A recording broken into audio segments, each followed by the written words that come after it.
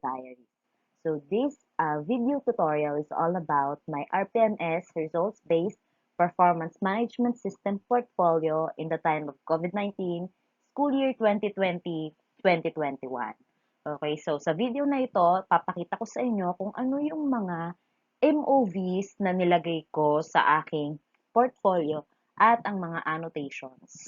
Okay, so let's go! So, after my cover page, okay, next doon ay ang aking table of contents. Ayan, CRA 1, Content and Pedagogy, CRA 2, Diversity of Learners in Assessment and Reporting, CRA 3, Curriculum and Planning, CRA 4, Community Linkages and Professional Engagement, and Personal Growth and Professional Development, and CRA 5, Plus Factor. So, meron tayong overall 12 objectives sa ating RPMS portfolio for this school year. So, simulan na natin sa ating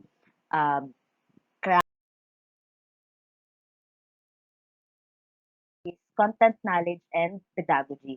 So, meron itong tatlong objectives. Okay, so sa ating number 1, which is applied knowledge of content within and across curriculum teaching areas. Ang ito ay napakadali lamang kundi ang ating classroom observation tool o COT rating sheet o inter-observer agreement form mula sa ating mga rater. Okay? So, meron tayong tatlong paraan ng pag-COT ngayong school year 2020-2021. Una, yung mismong online COT. Sunod ay yung nag-send tayo ng video ng ating lesson o ng klase sa ating mga rater. Pwede na yon. And pangatlo, kung tayo ay nag-present ng ating lesson sa mga LAC sessions. Okay? So, yun. MOV1, ilagay lang natin dito ang ating COT rating sheet, katulad nung nasa akin. Sa mga examples ko, tinatakpan ko yung mga signature ng ang mga tao, pero kapag ipapasa ninyo yung portfolio ninyo, ay kailangan nakikita nila yon, okay? Liban na lang talaga sa mga mukha, pangalan ng estudyante, magulang. Yun ang kailangan nating takpan kapag ipapasa natin sa kanila. Dapat ay unidentified ang mga bata at magulang. Okay? So, yan ang aking COT. Okay. Next naman natin, objective number 2, ensure the positive use of ICT to facilitate the teaching and learning process. So, dito, lahat ng mga klase na ginamitan natin ng ICT, halimbawa, gumamit tayo ng PowerPoint, gumamit tayo ng mga video lessons, gumawa tayo ng ating mga YouTube channel, diba? Gumamit tayo ng Google Classroom, ng iba't ibang game-based learning, na quizzes, Kahoot, na ganyan. Yun yung mga pwede natin ilagay dito. At pwede rin naman na ipakita natin yung sa pamamagitan ng MOVs na ito.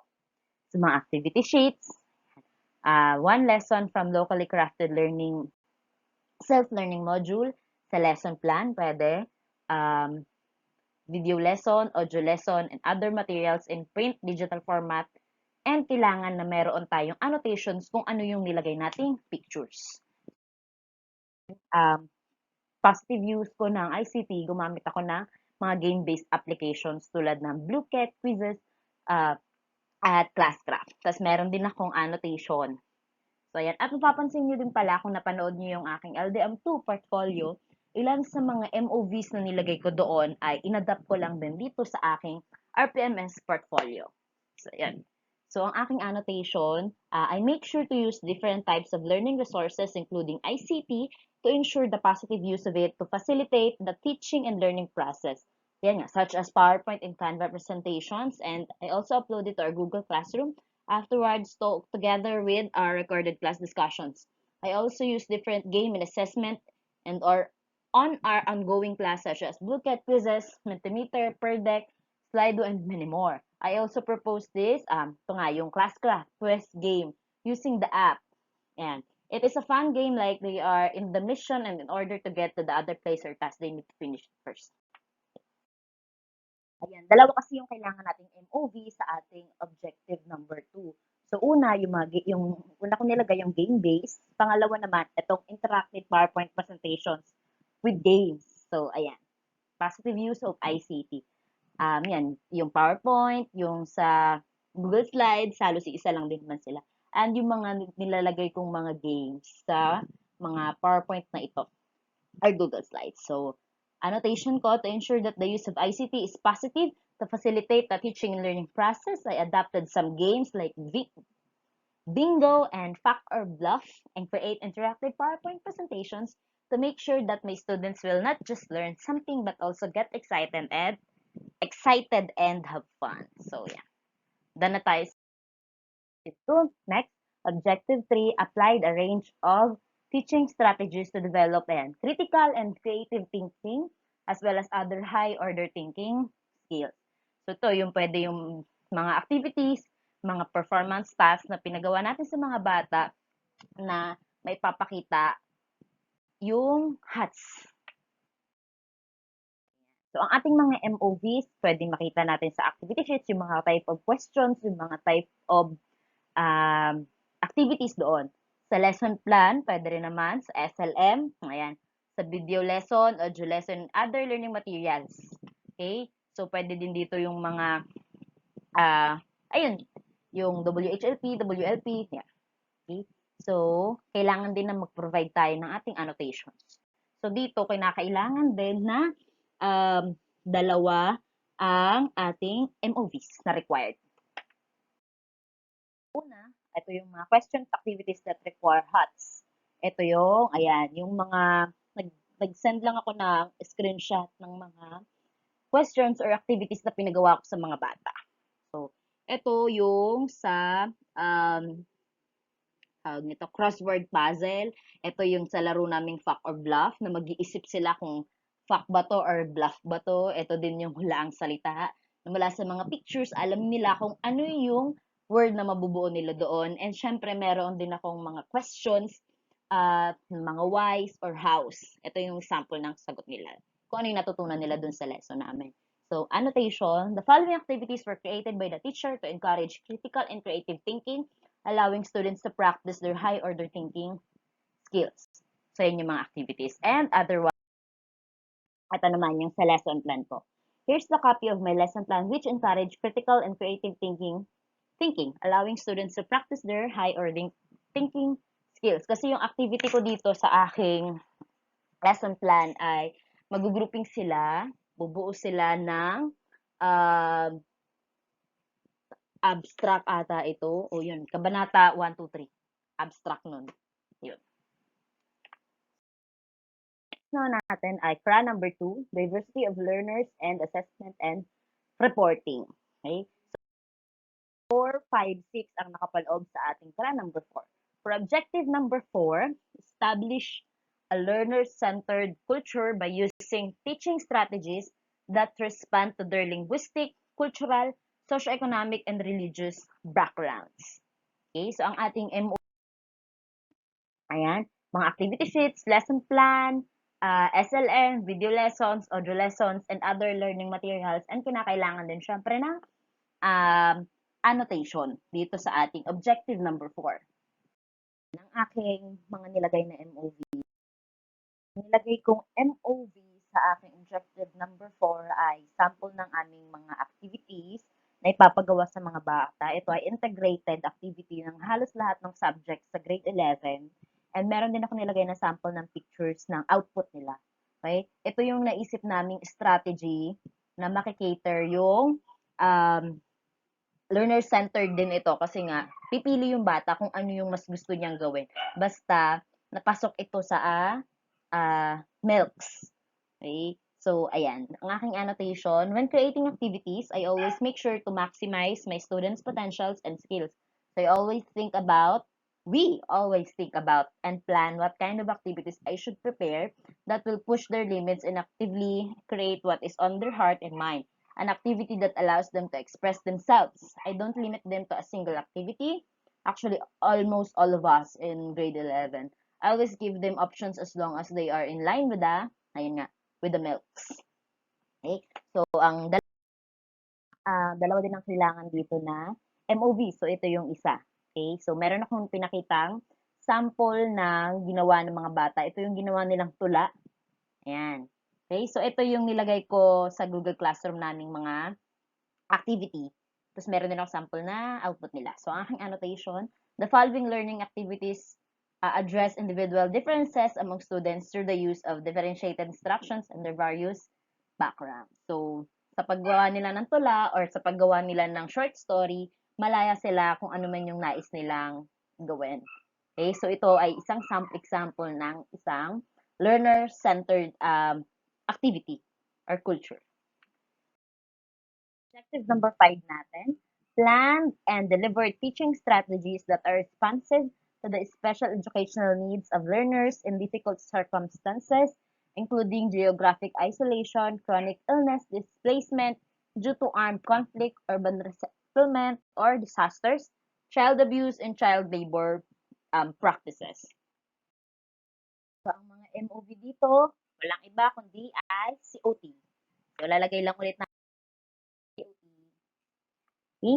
So, next, objective number 6, use strategies for providing timely, accurate, and constructive feedback to improve learner performance. So, dito ilalagay natin yung iba't ibang mga screenshot, pwede yon, na conversation natin with the students or with the parents, or pwede rin naman na sa Google Classroom ng mga feedback natin sa mga ginawa nila. Kinakailangan pala na para maging efficient tayo dito ay within 5 days dapat nakapag-feedback tayo sa mga bata. Kapag nagpasa sila ng output ng July 1, kailangan July 5 nakapag-feedback na tayo sa kanila. Kasi yun yung nakalagay sa RPMS tools na para maging efficient ka. So, yun. So, hindi pwede yung umabot na ng isang buwan yung ipinasa ng bata bago tayo nag-check ng mga papel. Although, ang dami nga natin ginagawa. Pero meron tayong mga pinapagawa sa mga bata na mabilis lang checkan. So, yun yung ilagay natin dito sa ating MOV. Kasi meron silang panuntunan. Okay? Okay? So, dito rin pala sa ating objective number 6, kinakailangan na makikita yung dates kung kailan ipinasa ng bata at kung kailan tayong nag-comment. Okay? At bukod doon, ay actually, kahit anong feedback, negative feedback or positive feedback, na basta constructive feedback lang ito. Okay? Alam na natin mga teachers, laban. MOV6, ayan, pwedeng, ito yung MOV na pwede natin ilagay. Evidence that highlights providing accurate and constructive feedback to improve learner performance, and that shows, ayan, timeliness of feedback given to any of the following: activity sheet, portfolio, SLM, performance task, or quiz or test. Okay? So, ang nilagay, ito yung sa Google Classroom. Ayan, nagpasa yung bata ng February 19, chinekan ko ng February 20 at nagkaroon ako ng feedback doon sa ginawa niya. Okay? So, ito namang isa ay nagpasa siya ng Feb 19, chinekan ko din ng Feb 20. So, ayan, isa sa MOV. Okay? So, dito kasi kinakailangan din na dalawa din ang MOV na ilagay natin. Okay? So, ito yung pinagawa kong isang activity sa kanila tungkol sa reaction paper. Okay? So, another, ilagay ko yung nagpagawa ako ng flyers sa kanila. So, ayan, kailangan takpan ang pangalan ng bata, ang mukha ng bata. Okay? So, ayan, turned in ng February 5, tapos na-checkan ko ng February 9. So, ayan. Okay? So, yung ito naman isa, February 5, na-checkan ko din ng February 9. So, ayan. So, extra number 3, curriculum and planning. So, meron itong dalawang objectives, 7 and 8. Objective 7, selected, develop, organize, and use appropriate teaching and learning resources, including ICT, to address learning goals. So, ang ating MOV dito ay walang iba kundi ang ating COT rating sheet. Diba? Lagay lang natin dyan ang ating mga rating sheet. Next. Number 8, set achievable and appropriate learning outcomes that are aligned with learning competencies. So, dito ay one lesson plan, pwede ring DLP, DLL, WHLP, WLP, yan kung ano man, lesson exemplars and the likes. Or one lesson from a self-learning module prepared by the ratee with achievable and appropriate learning outcomes that are aligned with the learning competencies as shown in any of the following. lecture, discussion activity or activity sheet, performance task, rubric for assessing performance using criteria that appropriately describe the target output. So, yan ang ating MOV sa objective number 8. Aking mga nilagay na ay walang iba kundi ang aking lesson plan. So, ayan. The activity is achievable and aligned with the MOVS. So, yan ang aking lesson. Okay? So, ito din, naglagay din ako syempre nung learning activity namin, integrated activity and example na output na para ipakita or proof na achievable talaga yung ginawang ginawa naming activity. So, yan. Ang aking annotation, here's the integrated activity of almost all of the subjects from our department. And as you can see, it is achievable and aligned with the MOVS. Kasi meron kaming ito yung MOVS, learning competencies. Number 4, meron tayong tatlong objectives, objective 9, 10, and 11. So, number 4 is community linkages and professional engagement and professional development. Objective number 9, build relationships with parents, guardians, and the wider school community to facilitate involvement in the educative process. Okay? So, ang dito ay madami. Okay? So, dito sa objective number 9 ay kinakailangan nating magpakita ng 4 na MOVs. Acceptable MOVs para maging efficient ang ating objective number 9. So, pwede itong mga ito yung ilagay natin. Halimbawa, proof of participation in any activity for improved access to education such as but not limited to the following activities. Una, kung meron kayong pictures na nagbibigay kayo ng mga modules, SLM, tablet sa mga magulang, pwede yon. Distribution of learning materials to learners. Pwede rin kung meron brigada eskwela, pwede din. Home visitation, kailangan dito ay meron kayong pictures and yung home visitation form. Okay? Siyempre, kailangan takpan natin yung muka. Okay? And others, pwede din yun. Okay, next. Number 2, kung wala tayo dito sa mga ito, pwede rin yung parent-teacher log or proof of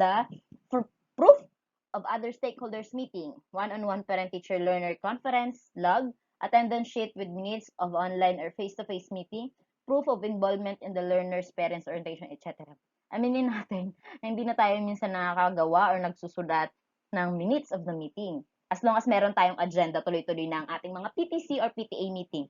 So, pwede dito yung screenshot na nagsagawa kayo ng PTA or PTC meeting kasama ang mga magulang. Pwede rin dito yung screenshot ng conversation ninyo ng magulang. Ayan, ito na pala yung sa pangatlo. Any form of communication to parents or stakeholders, bawa, notice of meeting, screenshot of chat or text message communication with parent or guardian. Or digital printed copy of learner involvement survey form signed by the ICT coordinator, focal person, etc. So, pwede nyo ilagay dito yun nga, screenshot or chat ng magulang, or pwede rin yung video call sa magulang. So, ayan yung mga pwede natin ilagay dito. At kailangan natin ng acceptable, for acceptable MOVs. Tawag nito, MOV9, pwede na maulit yung ipapasa nating MOV. Halimbawa, dalawang parent-teacher logs, di ba? Total, naman tayo, tuwing quarter, meron tayong meeting with the parents. So, pwede kayong kumuha doon ng dalawa, yung mga pictures nun, or proof na nagkaroon kayo ng PTA meeting. Pwede rin naman na nagbibigay kayo. Yung pangatlo, pwede rin yung picture nyo na nag-distribute kayo ng learning materials. And yung pang-apat, pwede din na home visitation. So, yun. Basta 4. Sa akin, ang nilagay ko, so, ayan. Yung una, video call with the parent. Kailangan nakatakip ang mukha. Ito yung PTC or PTA meeting namin. Ay, PTC. Tama, no? Sorry. PTC meeting namin. Ito naman yung chat with the parent about status of his child. Ito naman yung chat with the parent about the module. Nag-update kasi si mami kung nakuha na niya yung module or what. Since napakalayo ko from the school. So, ayan. Amazing. Next. Number 10, participated in professional networks to share knowledge and to enhance practice. So, ang ating MOV ay marami. Okay? So, ayan. Ating mga example MOV. Una, Certificate of Completion in a Course or Training. Saan kung meron kayong mga sinalihang mga course, training, alam ko, yun. Next naman, Certificate of Participation in a Webinar, Retooling, Upskilling, and other training, seminar, workshop with proof of implementation. Dito, ang nilagay ko dito sa Certificate of Participation in a Webinar ay yung sa Hobby Web Technologies.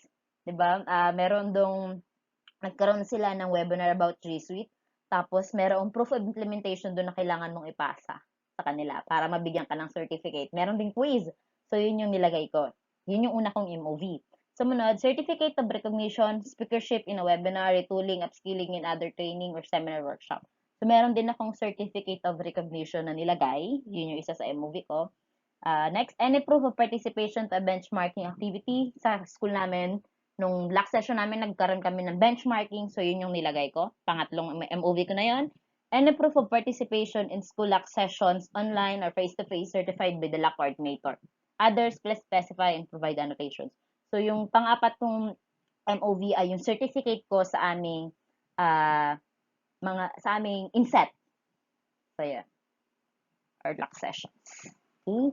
So, dito pala sa MOV number 10, kung MOV number 9, pwedeng maulit yung mga MOV. Sa MOV number 10, hindi pwedeng maulit. Kailangan, MOV ay only once lang. Okay? Katulad nung ginawa ko kanina. Ang iba pang pwede na example, halimbawa, isa sa certificate of participation sa webinar, isa sa recognition, isa sa benchmarking activity, and isa sa participation in LAC sessions. So, yun yung ginawa ko. Na pwede rin. So, ayan. Ito yung sa webinar certificate. Ayan, ito yung proof of implementation, annotation ko. I joined the webinars outside the Department of Education to improve my skills and knowledge about the use of G Suite. Here are some of the proof that I pass as, proof that I pass. Ayan. And as a proof of implementation dito to the webinar, ito yun. Na MOV na nilagay ko, ito yung Certificate of Recognition. Ito naman yung sa inset namin. Ayan. This inset taught me a variety of strategies for teaching my students with a new normal setup and online learning. As a result, I am well prepared for the upcoming school year. I was nervous at first, but I overcame it thanks to what I learned at the seminars. I also learned how to teach an online class and develop various learning instructional materials. Also, I have this certificate of recognition with the competition in Filipino happen. So, dito kung wala kayong certificate of recognition, meron pa namang ibang pwede nating ilagay na certificate. Basta mag-base lang tayo doon sa ating MOVs or any other proof, basta pasok ito sa ating objective na participated in professional networks to share knowledge and to enhance practice. So, ayan. Kayo, kung nag-talk kayo sa mga LAC sessions, tapos meron kayong certificate, pwede din yun. Or sa labas ng school, nag-speakership kayo. Merong nag-talk kayo, yun. Tagay nyo. Oh my God. Ang ating, ito rin pala, isa ko pala sa MOV, yun nga, yung benchmarking with our LAC leader during LDM sessions. Di ba, nung gumagawa tayo ng LDM natin, bawat department, nagkaroon kasi kami ng mga LAC sessions. Di ba, merong activity doon about benchmarking, yung tatanggalin at, basta yung about sa MELCs and curriculum guide, kung ano yung mga dapat i-retain at saka yung dapat na itanggalin, parang gano'n. So, yun yung isa sa nilagay kong MOV. So, ayun. Ayan. During our LDM LAC session, Module 2, I am assigned to be the speaker in our department, and one of the activities to benchmark the different competencies from curriculum guide. With this, we discover the different competencies that could be removed because it is not truly essential and can be achieved by other competencies. So, yeah. Okay, objective number 11, develop a personal improvement plan based on reflection of one's practice and ongoing professional learning. MOV 11, merong main MOV and supporting MOV. Ang main MOV natin ay Individual Performance and Commitment Review Form Development Plan, IPCRF-DP. Ito ay makikita sa pinakahuling bahagi ng ating IPCRF, E-IPCRF, kung nasagutan nyo na yon. Kung hindi pa, meron din akong video tutorial na makikita nyo sa aking YouTube channel. Okay? So, meron ding supporting MOV na kailangan ay magpasa tayo ng 4 para maging efficient at pwedeng maulit ang mga MOV na ito. Pwedeng reflection of one's practice during unlock sessions with proof of attendance or screenshot ninyo. Okay? Reflection or personal notes on coaching and mentoring and or media review. Personal notes, journal on the vision, school-led inset with proof of attendance. Certificate of enrollment, registration form, class card in graduate, postgraduate school online courses. So, yan, kung meron kayong mga certificate na nakagraduate kayo ng masteral or sumali kayo sa mga online courses, diba? Or kaka-enroll nyo pa lang ng masters, yun, pwede nyo ilagay dito sa MOV. Okay? So, any learning material highlighting the improvement done based on accomplished reflection section. And others, please specify and provide annotations. So, akin, ang nilagay, syempre, ang main MOV natin, ayan, ang aking development plans. Individual Performance and Commitment Review Form, Development Plan. First kong MOV, diba? Nagkaroon tayo ng study notebook. Sa study notebook natin ay meron dong mga reflections. Okay? So, para ano na tayo, hindi na tayo gaano mahirapan. Yun na lang din yung kinuha kong reflection. Kasi ang nakalagay naman dun ay reflection sa ginawa nyo lock session that day. So, meron na rin akong nilagay kasi sa study notebook ko na mga sample pictures. So, ni-screenshot ko na lang yun at nilagay ko na lang din dito. So, kung ganun din yung ginawa ninyo sa study notebook nyo ng LDM, screenshot nyo na lang and lagay nyo na lang dito. So, ayan. So, ito ang aking unang MOV sa MOV 11 or Objective 11. Ayan, Reflection for LDM2, Module 5, Block Session. So, ayan. Ito yung reflection ko. And proof of attendance. So, next naman, Reflection for LDM2, Module 3A, Block Sessions. So, ayan. Okay. So, ang aking MOV number 3, Reflection for LDM2, Module 3B Lock Sessions. So, ayan. Dahil nga nakagraduate na ako ng masteral and nakapag-present na rin ako ng aking thesis. So, yun yung nilagay ko dito. Okay.